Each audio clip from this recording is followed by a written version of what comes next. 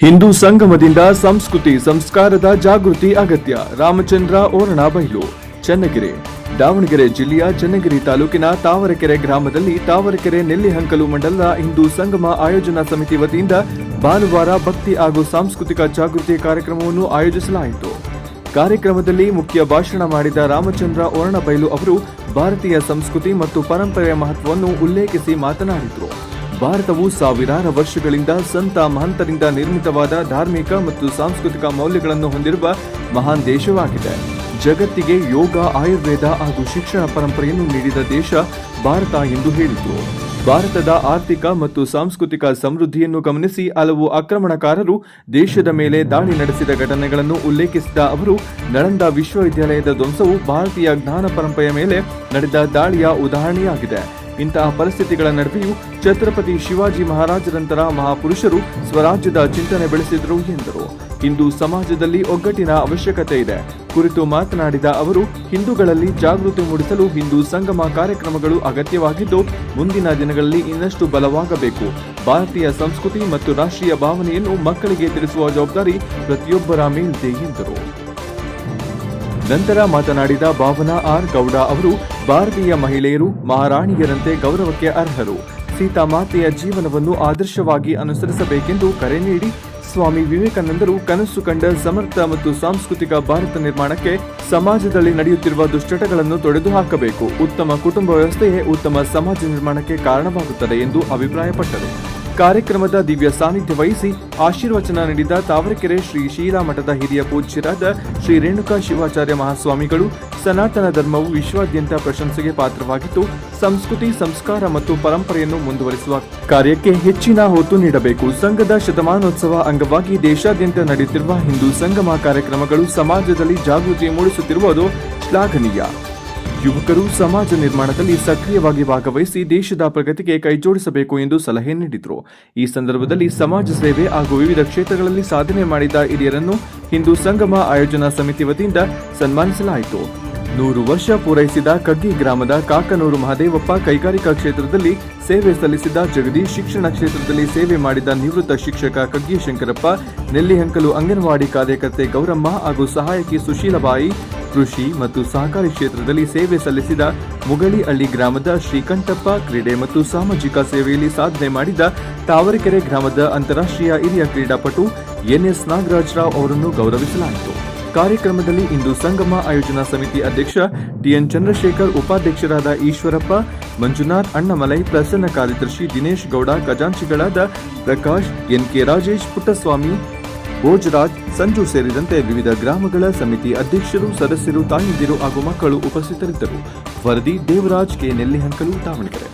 ಸಹ ತಿಳ್ಕೊಳ್ಳಿಕ್ಕೆ ಅವಕಾಶ ಇದೆ. ಈಗಿನ ಸಾಮಾಜಿಕ ಜಾಲತಾಣಗಳ ಮೂಲಕವೂ ತಿಳ್ಕೊಳ್ಳಿಕ್ಕಂತೂ ಅವಕಾಶ ಇದೆ.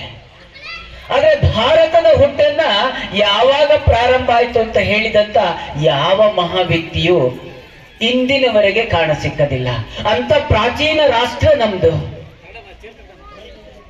ಇವತ್ತು ಕೆಲವೇ ವ್ಯಕ್ತಿ, ಕೆಲವು ಪುಸ್ತಕಗಳು, ಒಂದು ಪುಸ್ತಕ ಒಂದು ಪ್ರವರ್ತಕನನ್ನ ಹಿಡ್ಕೊಂಡು ಬಂದು ಅದರ ಮೂಲಕ ಇಡೀ ಅನೇಕ ದೇಶಗಳ ನಾಗರಿಕತೆಯನ್ನ, ಅನೇಕ ದೇಶಗಳ ಸಂಸ್ಕೃತಿಯನ್ನ ತನ್ನ ಒಡಲಲ್ಲಿ ನುಂಗಿ ಹಾಕಿ ಅದನ್ನ ಸರ್ವನಾಶ ಮಾಡಿದಂತ ಒಂದೆರಡು ಮತ ಪಂಥಗಳಿದೆಯಲ್ಲ, ಅವೆಲ್ಲ ಕಣ್ಬಿಡ್ಲಿಕ್ಕಿಂತ ಎಷ್ಟೆಷ್ಟೋ ಸಾವಿರ ವರ್ಷದ ಹಿಂದೆ ಇಲ್ಲೊಂದು ರಾಷ್ಟ್ರ ಜೀವನ ನೆಲೆಗೊಂಡಿತ್ತು.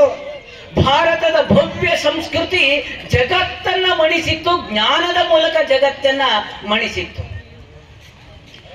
ವಿಚಾರದ ಮೂಲಕ, ನಡವಳಿಕೆಯ ಮೂಲಕ ಜಗತ್ತಿಗೆ ಮಾದರಿಯಾಗಿ ನಿಂತಿತ್ತು. 2026 ಅಂತ ನಾವೊಂದು ಇಸುವಿಯನ್ನ ಹೇಳ್ತೀವಿ. ಆ 2026ಕ್ಕೆ ಸಾವಿರಾರು 6-7 ಸಾವಿರದ ವರ್ಷಗಳ ಹಿಂದೆ ಇಲ್ಲಿ ವೇದಗಳು ಅರಳಿತ್ತು. ಕನಿಷ್ಠ 8-10 ಸಾವಿರ ವರ್ಷಗಳ ಹಿಂದಿನ ಕಾಲಘಟ್ಟದಲ್ಲಿಯೇ ಇಲ್ಲಿ ವೇದ ಸಂಸ್ಕೃತಿ ನೆಲೆಗೊಂಡಿತ್ತು ಅಂತ ಕೇಳ್ತೀವಿ.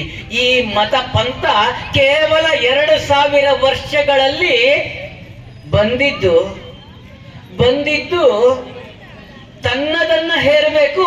ಒಬ್ಬನೇ ದೇವರು, ಇವನ ಅಲ್ಲದ ದೇವರು ಜಗತ್ತಿನಲ್ಲಿ ಇಲ್ಲ, ಇವನನ್ನು ನಂಬಿದರೆ ಮಾತ್ರ ನಿಮಗುಳಿವು ಅಂತ ದಬ್ಬಾಳಿಕೆಯ ಮೂಲಕ ತಮ್ಮತನವನ್ನ ಹೇರಿದಂತ ಮತ ಅದು.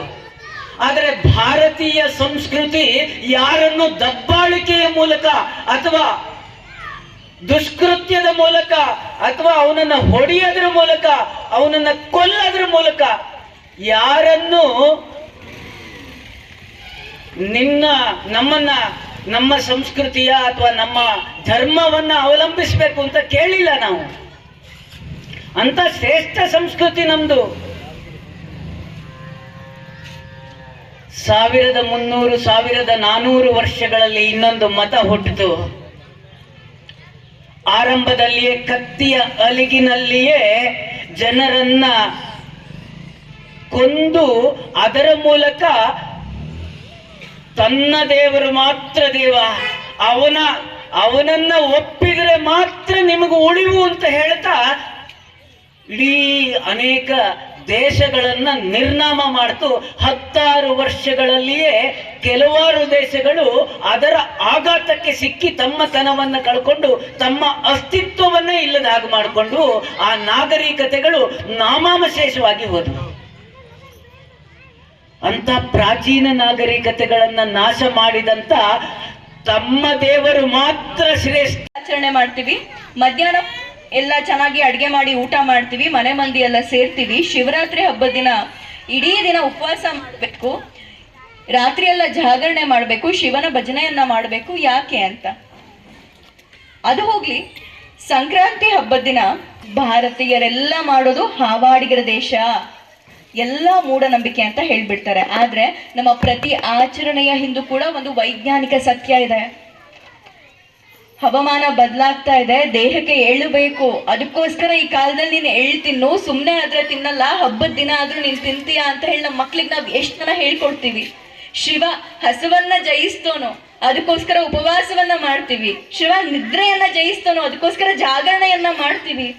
ದೀಪಾವಳಿ ಹಬ್ಬದ ದಿನ ದೀಪನೇ ಯಾಕೆ ಹಚ್ಚಬೇಕು ಅಂದ್ರೆ, ರಾಮ ಅಯೋಧ್ಯೆಗೆ ಮರಳಿ ಬರ್ತಾನಲ್ವಾ, ರಾಮನನ್ನ ಸ್ವಾಗತ ಮಾಡೋದು. ಆಗ ಒಂದು ಚಳಿಗಾಲ ಬಿಟ್ಟಿರುತ್ತೆ, ಅಕ್ಟೋಬರ್ ನವೆಂಬರ್ ತಿಂಗಳಲ್ಲಿ, ಆ ಟೈಮಲ್ಲಿ ದೀಪವನ್ನ ಹಚ್ಬಿಟ್ಟು ನಾವು ರಾಮನನ್ನ ಸ್ವಾಗತ ಮಾಡ್ದಂಗೆ ಅಲ್ವಾ. ಆ ಒಂದು ಪದ್ಧತಿಯನ್ನ ನಮ್ಮ ಮಕ್ಕಳಿಗೆ ಎಷ್ಟು ಜನ ತಾಯಂದ್ರು ನಾವು ಸಮಂಜಸವಾಗಿ ತಿಳಿಸ್ತಾ ಇದ್ದೀವಿ.